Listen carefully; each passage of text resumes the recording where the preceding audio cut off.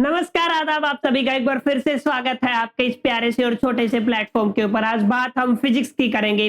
जैसा कि last video में हम लोगों ने बात किया था कि कौन-कौन से वो इंपॉर्टेंट टॉपिक्स हैं जिनको अगर आप लोग बना लेते हो ना, तो 80% आपका काम हो जाता है। आपको कंप्लीट लंबा चौड़ा सिलेबस पढ़ने की जरूरत नहीं होती है। सेम सेशन में आपके लिए फिजिक्स में लेके आया हूं, क्योंकि फिजिक्स में आपके 4 से 5 चैप्टर हैं।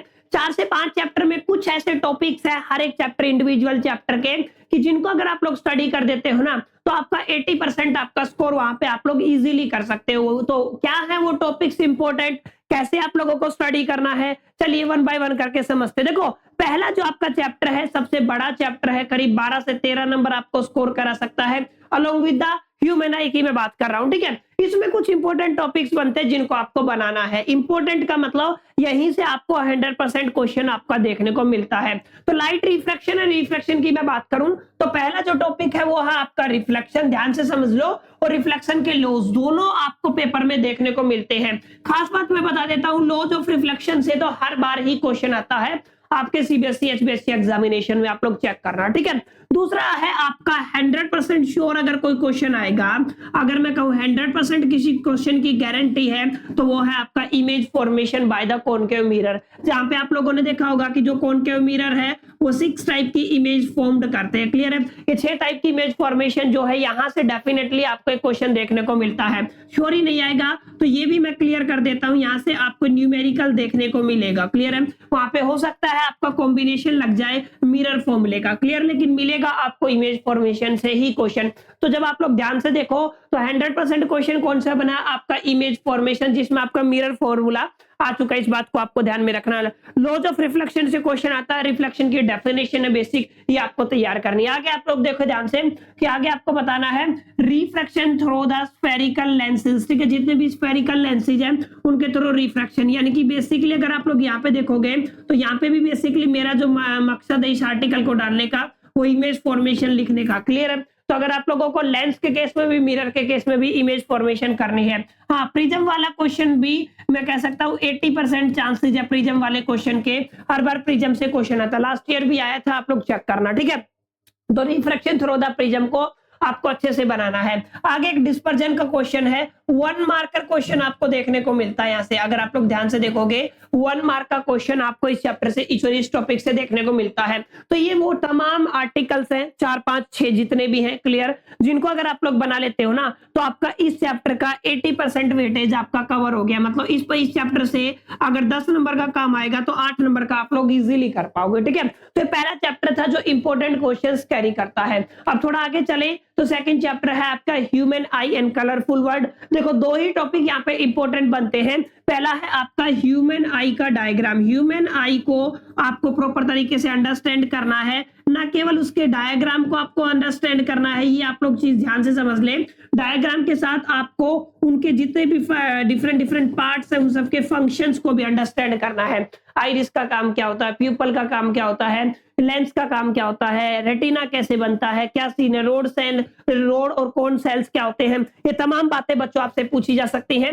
ये पहला आपका क्वेश्चन है। 100% क्वेश्चन आपको डिफेक्ट से देखने को मिलता है। जैसा कि आप लोग देख पा रहे हो, आपका डिफेक्ट्स है आपका, जहां पे बेसिकली आपका पहला जो डिफेक्ट्स आता है आपका मायोपिया आता है, और दूसरा आता है आपका प्रेस बायोपिया। क्लियर है? प्रेस बायोपिया नहीं, हाइपरमेट्रोपिया। इसको ध्यान से समझना, आपका क्या है, हाइपरमेट्रोपिया।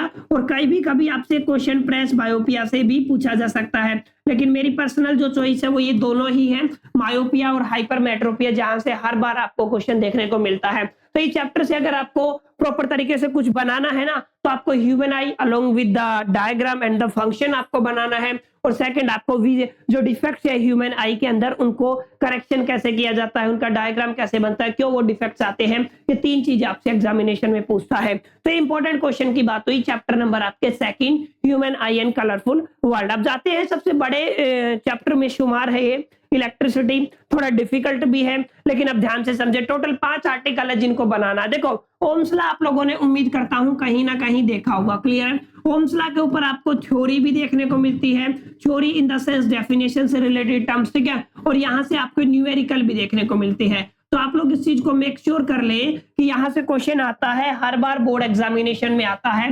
100% आता है। तो Ohm's law one of the important topic हो जाता है आपका इलेक्ट्रिसिटी से। सेकंड है आपका रेजिस्टेंस और रेसिस्टिविटी, ये भी आपका एक 100% श्योर क्वेश्चन बोल सकते हो, किसी ना किसी पेपर में आपको दिखेगा। क्लियर है, रेजिस्टेंस और रेसिस्टिविटी से रिलेटेड क्वेश्चन आपको दिखता है। कॉम्बिनेशन ऑफ रेजिस्टेंस आप लोगों ने पढ़ा होगा, जहां पे दो टाइप के कॉम्बिनेशन आप लोग पढ़ते हो। पहला जो कॉम्बिनेशन होता है वो आपका सीरीज होता है, दूसरा होता है आपका जो कॉम्बिनेशन जिसको आप लोग पैरेलल कॉम्बिनेशन बोलते हो। ठीक है, यहां से बेसिकली आपको न्यूमेरिकल देखने को मिलती है। मैं क्लियर कर दूं यहां से कि आपको यहां से क्या देखने को मिलती है, न्यूमेरिकल। और इलेक्ट्रिसिटी से जनरली आप लोगों ने देखा होगा थ्योरी बेस्ड, डेफिनेशन बेस्ड काम कम होता है, ठीक है, आपका न्यूमेरिकल ज्यादा होता है। क्लियर है, तो ओम्स लॉ पक्का करें, रेजिस्टेंस और रेसिस्टिविटी को पक्का करें, और कॉम्बिनेशन के ऊपर यानी कि पैरेलल और सीरीज में इक्विवेलेंट रेजिस्टेंस कैसे निकालते हैं इसको कंफर्म करना है। इलेक्ट्रिक पावर से भी आपको न्यूमेरिकल ही देखने को मिलता है, बहुत कम है कि यहाँ से डेफिनेशन पूछा जाएगा,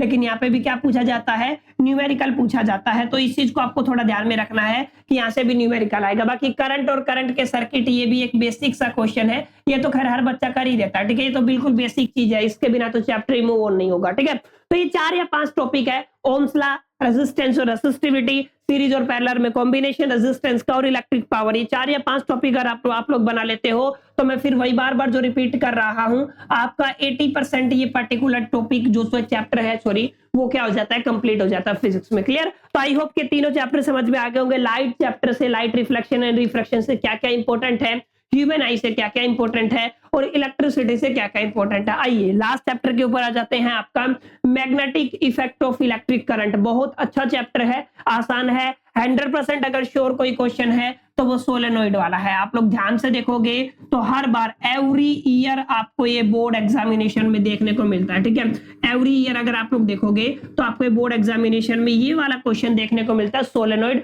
और क्या होता है और उसका मैग्नेटिक फील्ड कैसे बनता है। क्लियर, यहाँ पे आपको मैग्नेटिक फील्ड और उसकी लाइन और उसकी प्रॉपर्टी जरूर कर लेनी है बच्चों, क्योंकि प्रॉपर्टीज से हर बार एक 2 नंबर का क्वेश्चन यहाँ से देखने को मिला है। मैग्नेटिक फील्ड क्या होता है, मैग्नेटिक फील्ड लाइंस क्या होती है, और मैग्नेटिक फील्ड लाइंस की प्रॉपर्टीज क्या होती है, ये भी आपसे पूछा जा सकता है। आगे इलेक्ट्रोमैग्नेटिक इंडक्शन, जिसको आप लोग क्या कहते हो, इलेक्ट्रोमैग्नेटिक इंडक्शन, ईएमआई के नाम से जानते हो। क्लियर है, यहाँ से छोटा क्वेश्चन 1 मार्कर क्वेश्चन आपको देखने को मिल सकता है। क्लियर है, तो इसको आपको थोड़ा ध्यान में रखना है। लास्ट आप लोगों को देखना है, एक तो आपका राइट हैंड थंब रूल होता है जहां से आपसे क्वेश्चन पूछा जा सकता है। ठीक है, थंब रूल, और उसके बाद फ्लेमिंग लेफ्ट हैंड और राइट हैंड दोनों आपको प्रॉपर तरीके से बनाने हैं, फ्लेमिंग लेफ्ट हैंड रूल और फ्लेमिंग राइट हैंड रूल। तो यहां से अगर कोई क्वेश्चन आएगा तो मैं सादा मार्क यहाँ पे भी मैं आपको 2 टॉपिक जरूर दूंगा। ठीक है, जो आपको जरूर करने हैं। पहला है आपका मैग्नेटिक फील्ड, प्लस में आपको करना है मैग्नेटिक फील्ड लाइंस, और प्लस में इनकी प्रॉपर्टीज। ये वाला जो आपका